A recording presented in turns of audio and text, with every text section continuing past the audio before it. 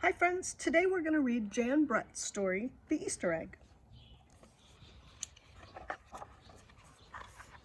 Cheer up, cheer up, spring is here. Time to start on my first ever Easter egg, Hoppy said. Each year, the bunny who decorated the winning egg got to help the Easter rabbit hide the eggs on Easter morning. Hoppy had been dreaming about being that bunny all year long. Now it was time to get started. Everywhere Hoppy looked, rabbits were working on the dazzling eggs. I need an amazing idea, he thought. Hoppy spotted Flora Bunny planting spring wildflowers in her eggs. The Easter rabbit will love those colorful flowers, he thought, and started picking flowers for his egg. Here's a basket for your flowers, Hoppy, Flora said. Chop, chop, scrape, scrape. Hoppy spied Buster Birch carving a magnificent wooden egg. I wish I had some wood for my egg, he wished out loud. Well, here you go, Hoppy, Buster Birch said, and he put a smooth, round piece of wood in Hoppy's basket. Thank you, Buster, Hoppy said. Hoppy was hopping along when the smell of sweetness led him out of the woods and straight to the chocolate egg that Aunt Sassafras was decorating with creamy frosting, squiggles, and bows. Hello, Hoppy, she said, putting some chocolate squares in his basket. Hippity hop, Hoppy exclaimed. I'll make the Easter rabbit a chocolate egg so sweet it will make his whiskers tingle.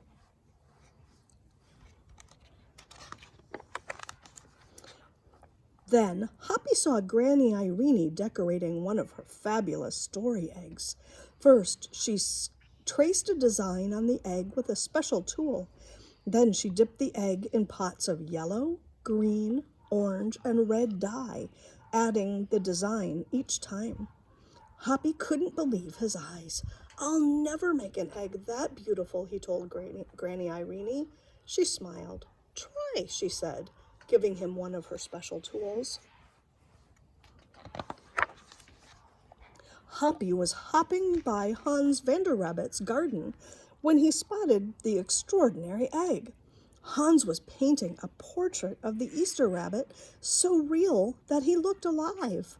Fantastic, Hoppy exclaimed. Thank you, Hoppy, Hans said. Why don't you make a painting on your egg?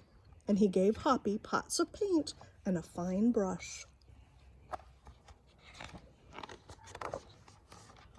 As Hoppy bounced along, a loud boing nearly knocked him off his feet.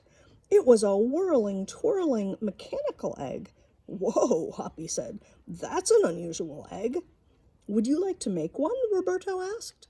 Hoppy tried hard, but the harder he tried, the more parts and pieces piled up around him.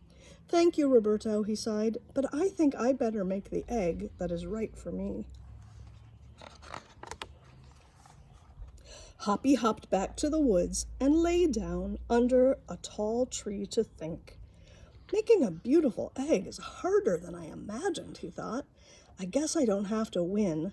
I just want to make an egg I can be proud of. Suddenly, the woods rang with the squawking of birds, sounding an alarm. Mother Robin swooped down, calling wildly, as if she couldn't decide where to go. An egg had tumbled out of Mother Robin's nest. Inside the perfect blue egg was a baby robin that needed its mother to keep it warm until it hatched. Hoppy knew what he had to do. He sat down carefully and covered the blue egg with his soft, warm fur. I'll take care of you the best I can, he whispered. Relieved, Mother Robin chirped and settled down on her other 2 eggs.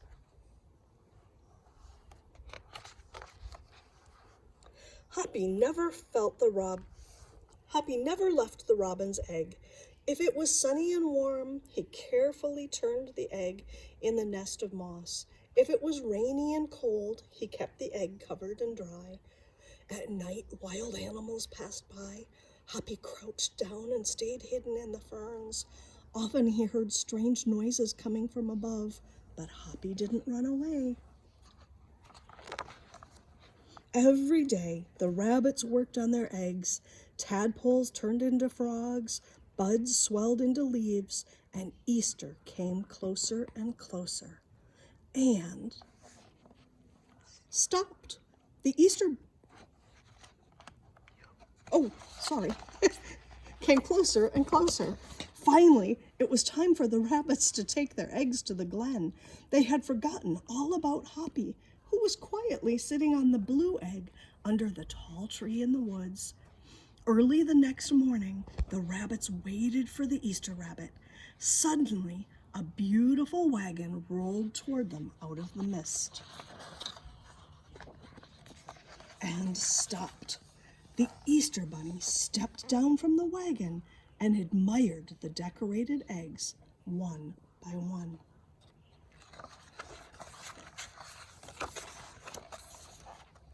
"You have brought me the most beautiful eggs in the world, but a very special one is not here," he told them. The rabbits were puzzled. Whose egg could it be?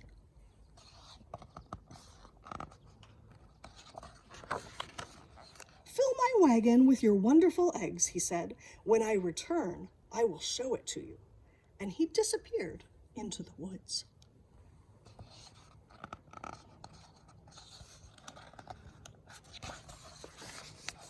He came back with Hoppy, looking scruffy and bedraggled. "Hoppy has an amazing egg to be proud of," the Easter rabbit told them. "He has kept Mother Robin's egg warm and safe until her baby hatched, and she could take care of it." The Easter rabbit placed the empty blue shell in the place of honor atop the wagon. Now they were ready to go.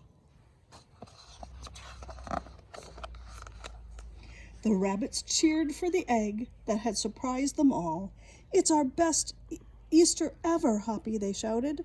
Then the brave little bunny and the Easter rabbit rode off together to hide eggs for girls and boys to find on Easter morning. The end. I hope you have a very fun Easter hunting for eggs with your own family. And remember that Easter isn't just a time for eggs and chocolate and fun egg hunts, but it's also the holiday where God tells us how very, very much He loves us, and that His love is stronger than anything, and that He'll love us forever.